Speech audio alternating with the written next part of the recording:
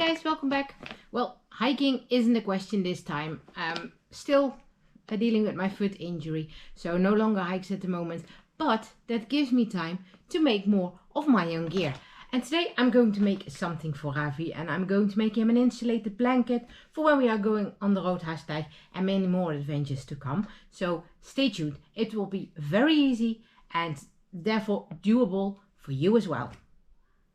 So I got my materials from Riptop by the Roll in America, so it took a while before it got here, but now it's finally here. And for this blanket I am going to use the Hyper D material. This is the 1 ounce Hyper D. It feels so comfortable, so soft and so nice. I already clipped it in the right size, so I folded it in half. So this is the size of the blanket that it is going to be. Let's see.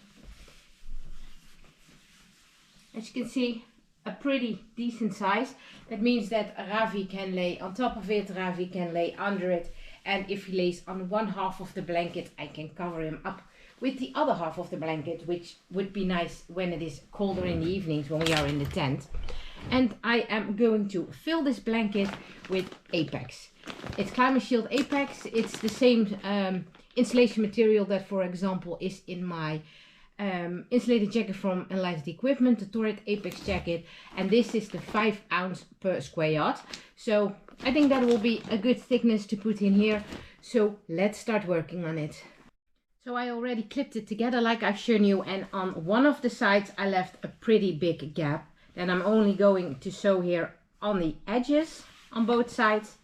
And then I will have an opening here to put in my Apex insulation. So whenever it's done stitching, I'm going to stitch it with about 1 centimeter seam allowance.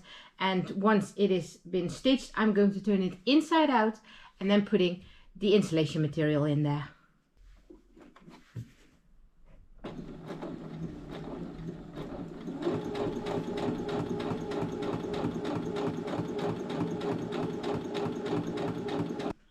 So you always make sure that when you are sewing 2 layers of fabric together, that you're putting the right sides of the fabric against each other. So then when you're turning your project inside out, which you actually do with every project, then your seam that you have created is going to be in the inside of your project, and the nice side of your fabric, in this case you don't see anything on it, but if your fabric has a print on it or something, if you sew them together, right sides together, then when you turn it inside out, then the nice sides of your fabric are coming on the outside.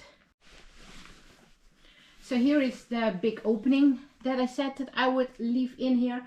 I am now going to turn my project inside out, and then I'm going to put the Apex in there.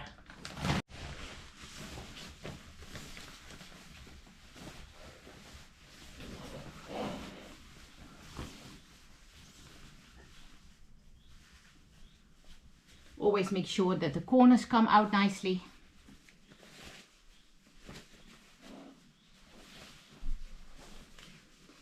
And then, as you can see, the seams of your project, they disappeared to the inside, and you're ending up with a nice seam on the outside. Although it is not being vacuum sealed, I have the idea that once I take this climashield out of the package, it will explode. I don't know why. Oh no, it's not that bad. Now I can see straight away what kind of materials in my jacket. That's pretty nice. So now we're going to fight with it and try to get it in here. Maybe it's interesting for you to see as well, if you have a jacket from, like, for example, Enlightened Equipment. You can see the layers that this is built of. So it's several layers, and you can easily press it together. Must say that this feels super warm. Now I understand why I love my jacket so much.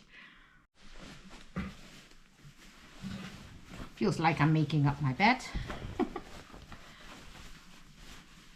Tuck them nicely in the corner, and what I will do is I will put a clip on there to hold it in place while I do the other corners as well.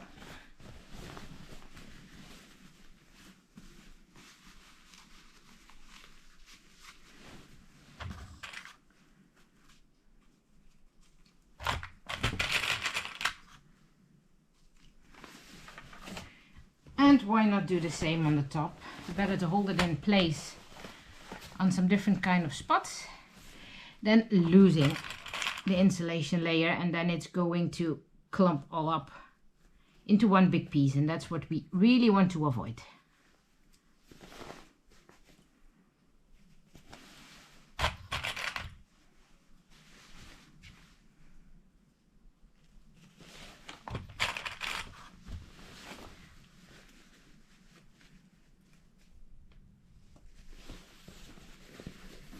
So then you can feel that the insulation comes straight to the edge of the fabric.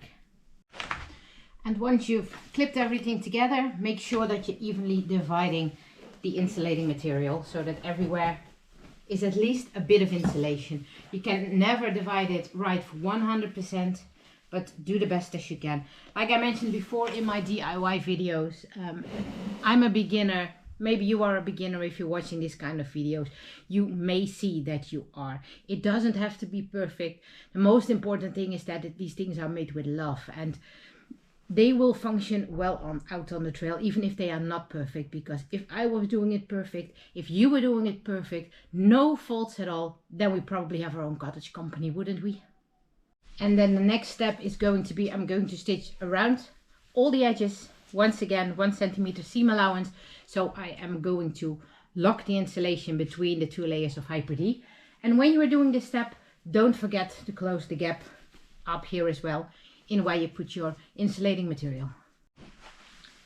When you stitched all around the edges, which takes some time because you have to be aware that your climashield, your apex material, stays in between of the layers, and I've got it wrong on some points, but like I said, it's made with love. It is to keep Ravi warm, and it wouldn't keep him less warm if the fabric, the insulating fabric, isn't caught in between the outer layers for about 10 centimeters or so. So as you can see, it's all caught between the 2 layers of Hyper D.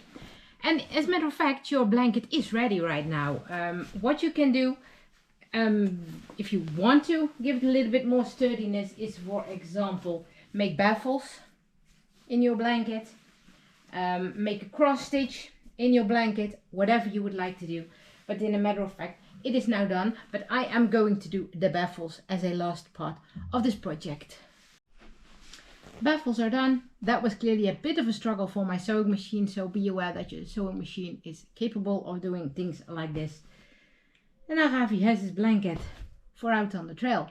So I hope you liked this video, that I gave you an idea for some other backpacking gear that you can make for yourself, or in this case, your dog. If you would like to know anything more, please feel free to contact me, and then I will see you the next time. Goodbye!